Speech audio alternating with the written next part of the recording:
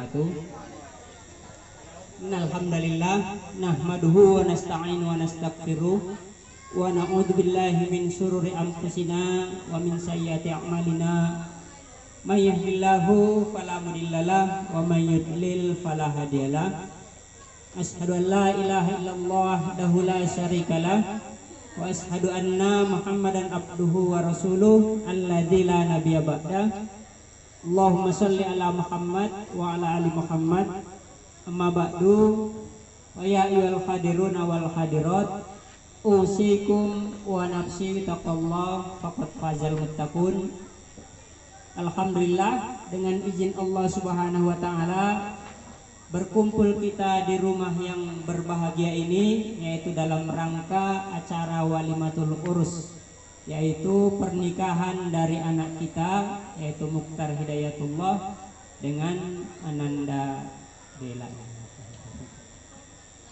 yang mungkin telah berlangsung pernikahannya di tanggal 19 Juni 2020, dan di kesempatan siang ini diadakan acara walimatul urus, yaitu sebagai wujud kegembiraan ataupun juga kesyukuran daripada keluarga mempelai pria, yaitu Adinda Edi Haryanto. Maka diundang kita ke semua sini dalam rangka untuk mendoakan agar kedua mempelai diberikan keberkahan sebagaimana doa-doa yang diajarkan oleh Rasul sallallahu alaihi wasallam, yaitu dimohonkan 3 kebaikan, yaitu barakallahu laka wa baraka alaika wa jama'a bainakuma fil khair. Semoga keberkahan menjadi bagianmu. Di sini Rasul mengajarkan lak sebagai ketentuan untuk mempelai pria, dan kemudian wa baraka alaik, dan keberkahan semoga senantiasa mengiringimu. Bapak-bapak, ibu-ibu yang berbahagia, Rasul menuntun agar dimintakan dalam hidup ini adalah keberkahan, karena yang diminta adalah barokah, bukan hanya sekedar langgeng sampai akhirat, karena ataupun berlimpah dengan rezeki baik anak, harta dan sebagainya. Itu adalah bahagian dari keberkahan, namun tidak menjadi tolok ukur bahwa apabila mendapatkan semua itu berarti telah menjadi keluarga yang barokah. Jadi bapak-bapak, ibu-ibu yang berbahagia, berangkat dari surah An-Nisa ayat 1, mungkin secara khusus topiknya itu kedua mempelai, namun secara umum yang hadir kepada kita sini semua, sebagaimana seruan Allah Subhanahu wa taala, a'udzubillahi minasyaitonir rajim, ya ayyuhan nasu taqu rabbakumul ladzi khalaqakum min nafsin wahidah. Ya ayyuhan nas, kata Allah Subhanahu wa taala, wahai manusia. Di sini Allah menyeru semua manusia. Ittaqu rabbakum, bertakwalah, takutlah kepada Rabb kamu, alladzi khalaqakum min nafsin wahidah, yaitu yang menciptakan kamu dari diri ataupun jiwa yang satu. Semua manusia bagi orang-orang yang beriman adalah berasal dari Adam alaihissalam. Wa khalaqa minha zaujaha, dan dijadikan dari diri Adam. Kita tahu proses penciptaan Adam berbeda dengan proses penciptaan Hawa.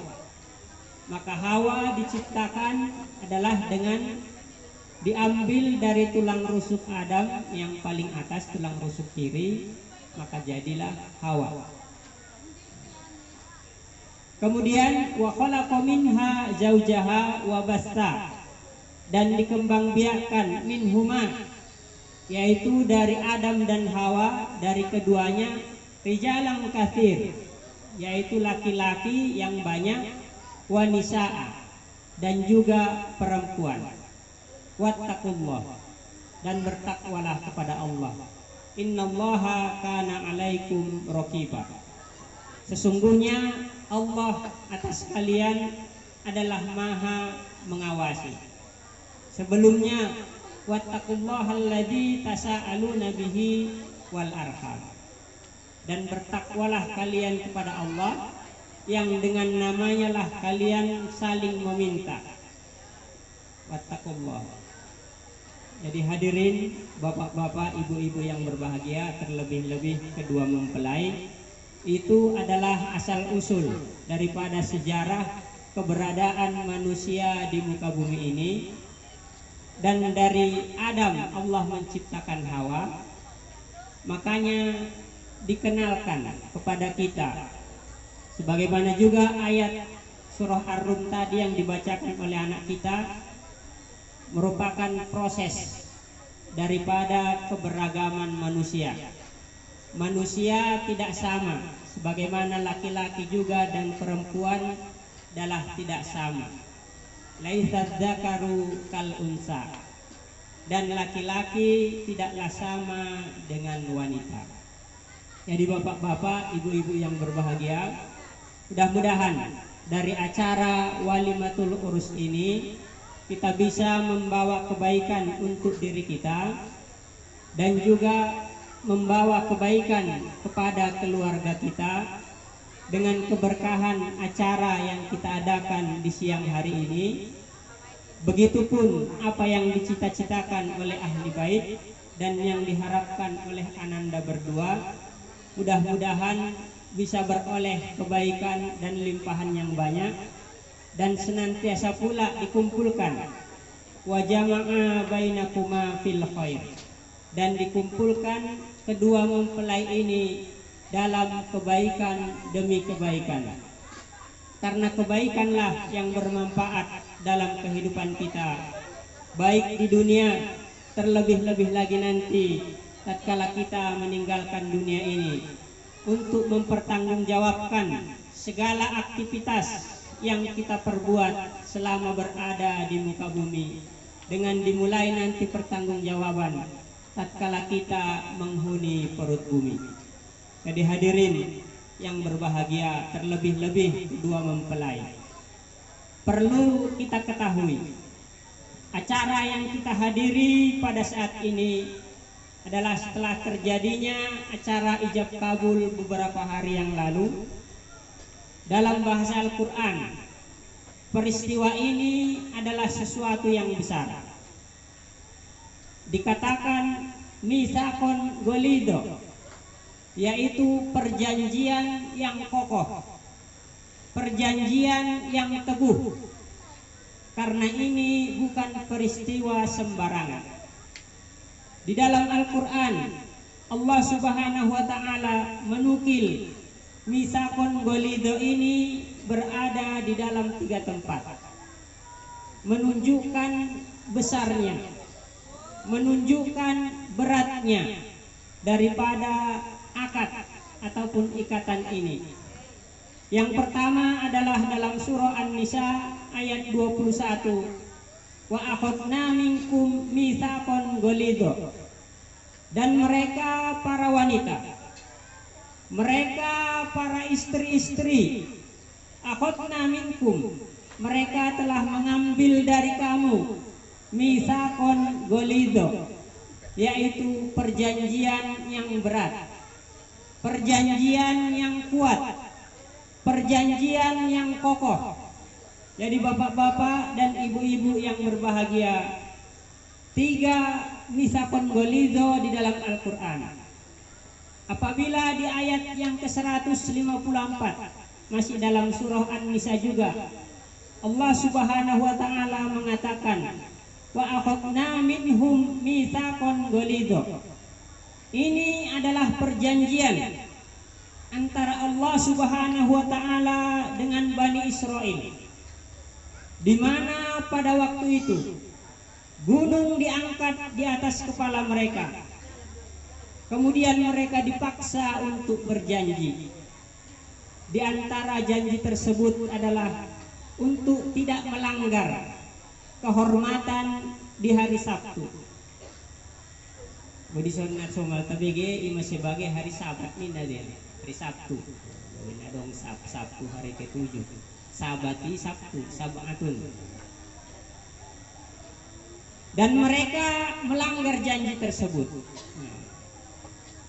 Tiga di antara ciri misakon golido tadi, dua merupakan contoh daripada kaum ataupun kelompok manusia yang mengingkari perjanjian. Yang pertama yaitu Bani Israel. Mereka mengakali, dilarang mencari ikan di hari Sabtu. Kemudian Allah menguji dengan dihadirkannya ikan-ikan yang banyak di hari Sabtu. Sedangkan di hari-hari yang lain ikan tidak muncul. Maka timbul ide cemerlang menurut mereka. Maka di setiap Jumat sore mereka memasang jaring, memasang jala. Mana kuduna sotolan ini nanti. Memasang jala saja, ya kayak kalai. Mana kuduna tola memasang aha. Baru hari Minggu baru buat kalai. Maka ketika mereka melanggar janji Allah tersebut, maka Allah mengatakan kunu kirodatan, jadilah kalian kera-kera yang hina. Maka mereka menjadi bangsa kera karena melanggar janji. Kemudian misakon golido yang kedua yaitu dalam surah Al-Ahzab surat yang ke-33 di ayat yang ke-7. Allah Subhanahu wa taala mengatakan di sana, wa akhadna minhum mitsaqan golido. Dan kami ambil dengan mereka itu perjanjian yang kuat, perjanjian yang kokoh. Dan itu adalah perjanjian antara Allah Subhanahu wa taala dengan para nabi-nabi. Dan kita tahu perjanjian tersebut adalah untuk menyampaikan risalah, untuk menyampaikan kebenaran, untuk membawa manusia kepada jalan kebenaran. Dan kita tahu para nabi, para rasul adalah manusia-manusia yang menepati perjanjian dengan Allah Subhanahu wa taala. Maka hadirin sidang jamaah, sidang walimah, tabokon jamaah Jumat tadi. Salah, andana nomor bicara adalah manusia, bukan malaikat kan? Malaikat nara salah kan? Buat najulma salah. Nomor kata. Jadi bapak-bapak, ibu-ibu yang berbahagia, maka ikatan pernikahan bisa menjadi ikatan yang mulia, yang memuliakan pelaksananya. Maka akan terangkat oleh Allah Subhanahu wa taala dalam barisan seperti para nabi dan rasul yang menepati perjanjian dengan Allah Subhanahu wa taala. Sedangkan apabila akad ataupun perjanjian tersebut dilanggar, maka akan menjatuhkan pasangan tersebut, menjatuhkan pelaku-pelakunya ke dalam golongan ataupun kelompok yang dihinakan oleh Allah Subhanahu wa taala.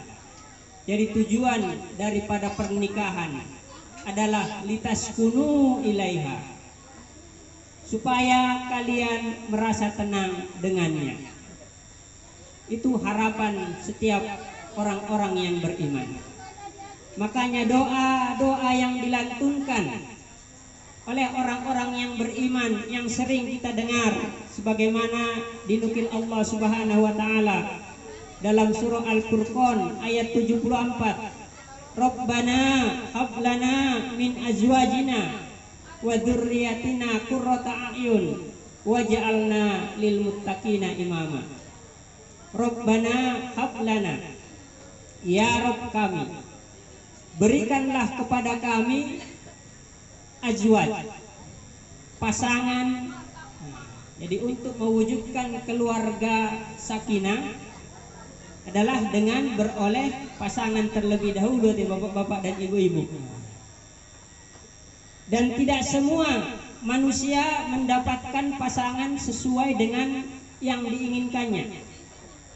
sesuai dengan harapannya. Makanya cita-cita dalam pernikahan, apabila dalam mendoakan, jangan hanya sekedar semoga banyak anak, banyak rezeki.